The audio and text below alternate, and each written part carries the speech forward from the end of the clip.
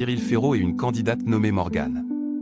La jeune femme, professeure d'anglais, adore collectionner les vieux miroirs publicitaires. Cyril Ferraud, l'animateur de 41 ans, s'apprête à réaliser un rêve d'enfant en succédant à Olivier Mine aux commandes du jeu culte de France 2, Fort Boyard. Depuis l'âge de 13 ans, l'idée d'œuvrer pour cette émission l'animait, allant même jusqu'à envoyer des propositions d'épreuves à la production. Sa nomination, officialisée le 23 avril, marque l'aboutissement d'un parcours débuté par un stage sur le fort à sa majorité. Comme il a confié à l'AFP, c'est véritablement le rêve d'un petit garçon qui se réalise. Cependant, cette consécration personnelle est aujourd'hui assombrie par l'état de délabrement inquiétant de l'édifice historique lui-même. Contrairement à une confusion médiatique soulevée par le magazine Ici Paris, ce n'est pas la santé de l'animateur qui est en jeu, mais bien celle du fort.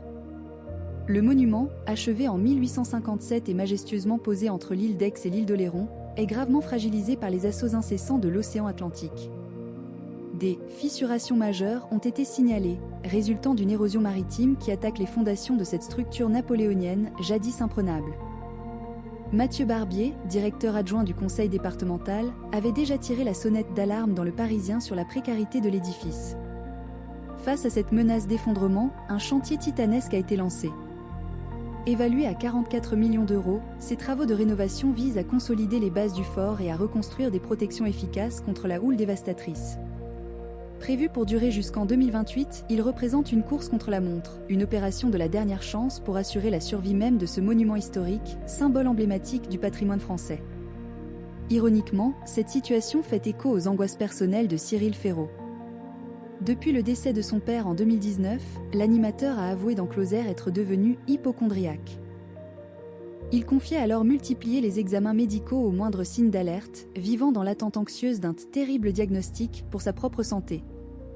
Le paradoxe est saisissant. Alors qu'il atteint le sommet de son rêve professionnel, c'est le diagnostic alarmant du lieu de ce rêve qui le préoccupe, reflétant ses propres craintes de fragilité et de déclin.